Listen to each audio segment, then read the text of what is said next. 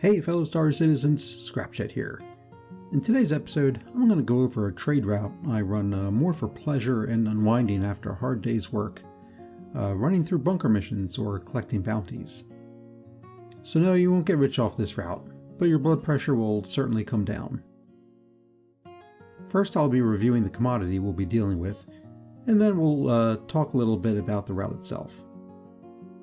The commodity that we'll be trading in today is called scrap, which I'm guessing is short for scrap metal.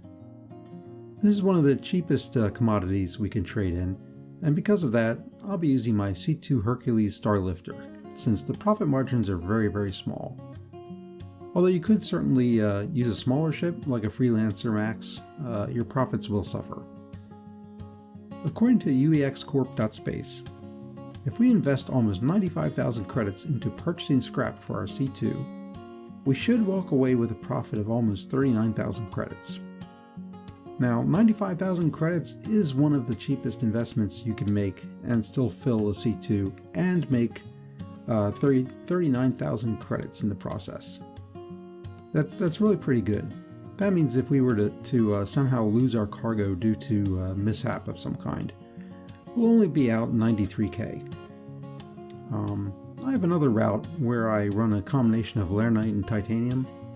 The profits from that are huge, about 130k easy for one run, but the investment is over 500k, and at some point you will experience an event that will cause you to lose that cargo.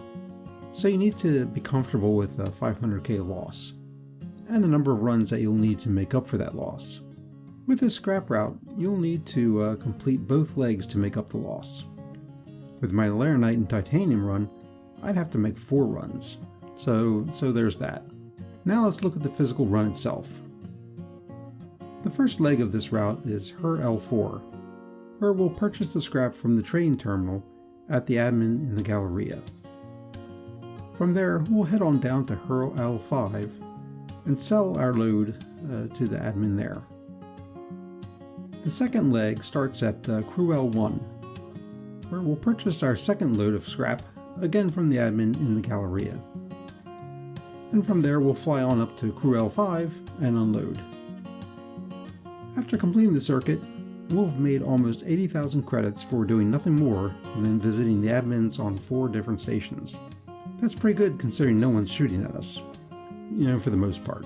One of the nice leisurely things about this route is you don't have to deal with planets or moons, so no atmosphere issues, which means I can dress much more casually.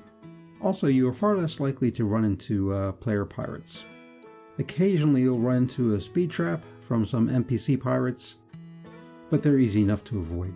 Alright, let's see how this route stacks up to my 8 rules for running cargo. Rule number 1, fill up only once. Scrap is one of those items that can fill up a ship as large as C2 pretty regularly. I've yet to not be able to fill up my ship when purchasing from HER L4 or Crew L1. Rule number 2, keep your runs short. From the time I make the purchase at the admin to the time I store the ship on the other end is roughly 9 minutes. This doesn't mean you'll not fall victim to the dreaded 30k, but by keeping your runs as short as possible, you're definitely reducing your risk. Rule number 3, avoid people at all costs. We kind of failed this one as there are obviously a lot of people hanging out at the stations. So you do run some risk.